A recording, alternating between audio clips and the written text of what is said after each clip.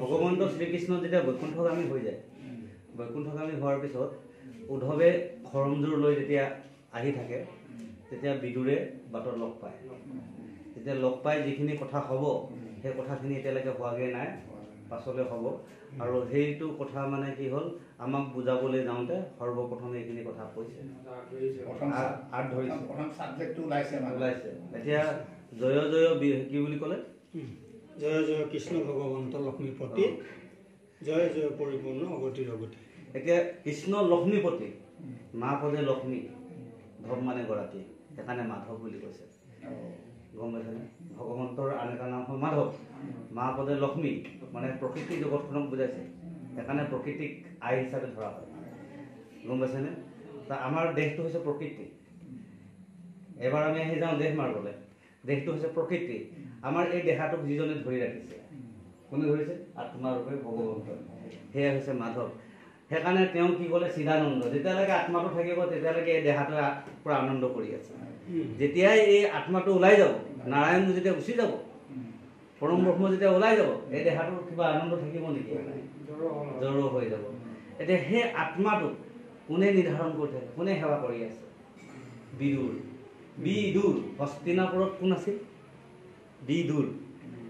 কাৰণ হস্তিনাপুৰৰ মন্ত্ৰী আছিল। আৰু আমাৰ যি পঞ্চপাণ্ডৱৰ বাপে পাণ্ডু ৰজাৰ ভায়েক, আপোনাৰ মানে ধৃতৰাষ্ট্ৰৰ ভায়েক, মানে ধৃতৰাষ্ট্ৰৰ অম্বালিকা আৰু অম্বিকা তিনিগৰাকী আছিলে নহয়।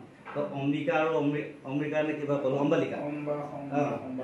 সেই দুজনীৰ মানে ধৃতৰাষ্ট্ৰৰ যেতিয়া অন্ধ হ'ল, তাৰপিছত অন্ধ জন্ম হোৱাৰ কাৰণে পাণ্ডুৰ মানে ইজনীৰ পৰা পাণ্ডু জন্ম হ'ল। পাণ্ডু জন্ম হোৱাৰ কাৰণে তথাপিও মানে ধৰ্ম জন্ম হোৱা নাই। গোটেই মানে যেতিয়া মানে বেদব্যাসৰ ধৰ্ম তত্ত্ব কোনে গম পাইছিলে? দাসীজনীয়ে গম পাইছিলে। তাই দাসত্ব হিচাপে ভগৱন্তক প্ৰণাম কৰিলে, বেদব্যাসক প্ৰণাম কৰিলে। তাই প্ৰণাম কৰাৰ কাৰণে বিদুৰ জন্ম হ'ল। বিদুৰ মানে হ'ল ধৰ্ম জন্ম হ'ল।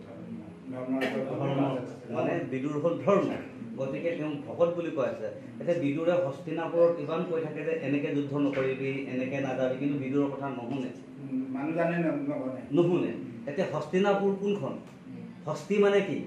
হাতী, নহয় জানো? এতিয়া গজেন্দ্ৰৰ উপেক্ষান আমি নিজে জানো। তো গজেন্দ্ৰৰ মানে আমাৰ এই দেহাটো, আমি কি হ'ল একোটা হাতী। যেতিয়া নেকি আমাৰ গাত এই হাতীহেন বল থকাৰ কাৰণে আমি ভগৱানৰ কথা নুশুনো, মতলীয়া আমি। আমাৰ হাতীহেন বল থকাৰ কাৰণে আমি অন্ধমতী বস্তুবিলাকতে আমি ৰতি হৈ গ'লো। কোনটো অন্ধমতী বস্তু? এতিয়া আমি এইকেইদিন যে বিশ্বকৰ্মা পূজা হৈ আছে, গাড়ীখনক পুৰা চফা কৰি আছে, কিন্তু দেহৰূপী গাড়ীখনত কি কৰিছে? কেপিটো ভৰাই আছে। কথাটো গম পাইছেনে? তো আমাৰ এই দেহৰূপী যিটো চৈতন্য কৃষ্ণ, দেহৰূপী আমাৰ শৰীৰটোক যদি আমি চাফ চিকুণ কৰোঁ, শৰীৰটোৰ কাৰণে যদি আমি কেপি চেপি নাখায়, যদি মদ পানী নাখায়, যদি আমি ইয়াক শুদ্ধকৈ ৰাখোঁ, তেনেহ'লে আমাৰ আত্মা শ্ৰীকৃষ্ণ সদায় আনন্দ হৈ থাকিব। তেওঁ সদায় মানে আনন্দ হৈ থাকিব। তো ভকতে এইখিনি কথা কৈ আছে, কিন্তু তাৰপিছতো কি কৰে? গাড়ীখন কিন্তু পুৰা মালা চালা দি পেলাই, জড় গাড়ীখনত আমি ক'ত অন্ধ হৈ গৈছোঁ, জড় গাড়ীখনক মালা চালা দি পুৰা প্ৰণাম কৰিলোঁ। তাৰপিছত সেই গাড়ীখন লৈ পেলাই ক'ৰবাত বাগানৰ মাজত গ'ল, তাত গৈ পেলাই বটল ঢালিলে, কেপি ঢালিলে। শৰীৰৰূপী গাড়ীখনক কি কৰিলে? অনিষ্ট কৰিছে। আৰু বাহিৰা যিটো জড়, সেইটো জীৱ নহয়, তাত জীৱ নহয় সেইখন গাড়ী। গাড়ীখন জড়, তাকে আমাৰ ঘৰৰ সদস্য আনিলোঁ বুলি চেল্ফি মাৰিলে, আৰু ঘৰৰ সদস্য বুলি কৈ সেই গাড়ীখনকে কি হ'ল? মহাৰ দিছে। গম পাইছে? তাৰ মানে কি হ'ল? য'ত জীৱ নাই, জড়টোকে আমি বস্তু বুলি ক'লোঁ, অবস্তুক দেখুৱাই অবস্তু। আমি অবস্তুটোকে বস্তু বুলি কৈ পুৰা মহাৰিবলৈ ধৰিলোঁ। এয়া হৈছে কি? আমি অন্ধমতী। আমি এই অন্ধমতী কৰাল গাহত কৰাৰ কাৰণে যিসকল বৈষ্ণৱ ভকতে কৈছে, এই যে জড় বস্তুটো প্ৰণাম কৰাতকৈ জীৱ প্ৰণাম কৰিবলৈ শিকা। কেতিয়াবা গাড়ীখন খুন্দা খোৱাৰ লগে লগে গাড়ীখনৰ পৰা নামি আহি একদম মানে জীৱটোকে ঘোচা মাৰিলে। তোমালোকে সেইটো আলোচনা কৰি মেলি গাড়ীখন কিবা বেয়া হৈছে ক্ষতিপূৰণ কৰি দিয়া, যে জীৱৰ মাজত মৰম থাকিব, আত্মীয়তা বাঢ়িব, আৰু এজনৰ লগত আমাৰ সংগ হ'ব, বন্ধু হ'ব। আমি সেই কাৰ্যটো নকৰি গৈ পেলাই মুখখন ঢালিবলৈহে চালোঁ, থানালৈ যাবলৈ বিচাৰিলোঁ। থানাত গ'ল লাখ লাখ টকা ভৰিলে শেষত গৈ। কেছ হৈ যোৱাৰ পিছত লাখ লাখ টকা ভৰিলে। কি কাৰণে ভৰিছে? আমি অন্ধমতি কৰ্মত সোমাইছোঁ। কিন্তু ভকত বৈষ্ণৱে কৈছে এই গাড়ীখনক লৈ তোমালোকে কাজিয়া নকৰিবা, তোমালোকে কাজিয়া কোনটো কৰিবা যে সেই গাড়ীখনৰ ভিতৰত থকা মানুহজনৰ সৈতে সমিল মিলেৰে তোমালোকে কথা পাতি যি ক্ষতি হৈছে পূৰণ কৰি পেলাই দুইটাই মিলা মিছা কৰি আহি যোৱা, যে জীৱৰ মাজত প্ৰেম থাকিব। আমাক কৈছে, সেইকাৰণে মাধৱদেৱে কৈছে চৈতন্য কৃষ্ণ কৰি জৰক ভজিয়া মৰে কিন্তু লোক অধম কৰে। নামঘোষাত কৈছে নহয়, তো চৈতন্যজনক এৰি পেলাই জৰক ভজি আছে। তো আমাক কৈছে চৈতন্যৰ মাজত মিল থকাটো। এই কথা আমাক কি হ'ল বিদুৰে কৈ আছে।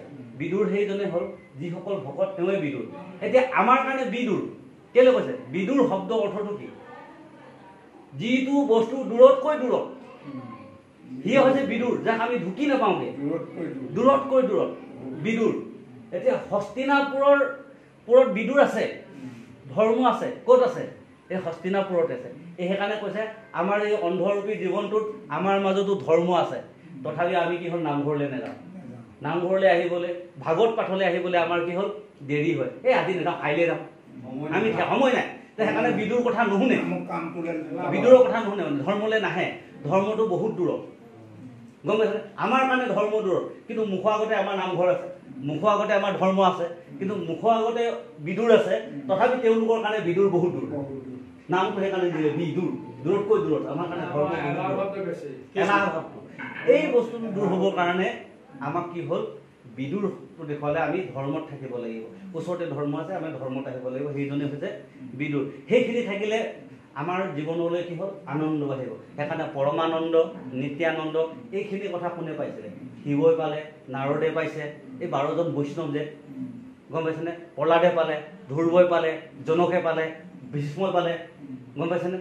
ব্ৰহ্মাই পালে, কপিল মুনিয়ে পালে। এইসকল গোটেইখিনি 12জন বৈষ্ণৱ। এই 12 বৈষ্ণৱে এইখিনি পোৱাৰ কাৰণে তেওঁলোকৰ মনেৰে কেৱল বিষ্ণুকে আৰাধনা কৰিলে। সেইকাৰণে নিত্যানন্দ ৰূপেৰে আমাক এইখিনি কথা যদি আমি জানো, তেতিয়া আমিও আজীৱন আনন্দ ৰূপত থাকিব পাৰিম ভগৱন্তৰ নামত। সেইকাৰণে আমাক বুজালে এনেকে, গম পাইছে? ভগৱান কৃষ্ণক চিনি পাইছিলে ঈশ্বৰ, কিন্তু কৌৰৱৰ বাকীসকলে চিনি পোৱা নাছিলে। দুৰ্যোধনেতো কৃষ্ণ এইখিনি মায়া হেৰি কৰিছে বুলি কৈ আছিলে ন, কাৰণ তেওঁলোক অন্ধমতে থকাৰ কাৰণে কৃষ্ণক চিনি পোৱা নাই। চিনি পোৱা নাই। বিদুৰ হৈছে ধৰ্ম, নহয় জানো? ধৰ্মত থকাৰ কাৰণে কৃষ্ণক চিনি পালে। সেইকাৰণে কৈছে আমি যদি ধৰ্মলৈ আহোঁ তেনেহ'লে আমি কৃষ্ণ চিনি পাম, যদি আমি ধৰ্মলৈ নাহোঁ তেনেহ'লে আমি কৃষ্ণ চিনি নাপাওঁ। সেইকাৰণে সেইসকলে কৃষ্ণক চিনি পোৱাই নাই আজিলৈকে। সেই লোকসকলে আমাৰ মাজত আমি সংগত হৰণ ল'লোঁ, কিন্তু কৃষ্ণক কি আমি চিনি নাপালোঁ। হৰণ ল'লোঁ, আমি ক'লোঁ সত্য সত্য পখিলোঁ হৰণ, কিন্তু আমি সত্য সত্য পখিলোঁ হৰণ মুখেৰে ক'লোঁ, কিন্তু সদায় গাই আছোঁ, কিন্তু আমি জিভাৰে কৰিলোঁনে? কৃষ্ণ নাম কেইবাৰ ল'লোঁ? মাধৱদেৱ এই এবাৰ স্মৰণ কৰক, গম পাইছেনে? আমাৰ মাধৱ পুৰুষে কৈ থৈ গৈছে, এই ঘোষাত লিখি থৈ গৈছে, আত্ম উপদেশ। আত্মাই আমাৰ কি উপদেশ দিছে ঘোষাত যদি চাই, সেই জিহ্বা সদাটোৰ শব্দ মাত্ৰকে প্ৰিয়। হে, তুমি ৰস জানা, কি জানা? কি ৰস জানা? অমৃতৰ ৰস জানা। কোনটোৰ অমৃত? কৃষ্ণ নামৰ অমৃত জানা।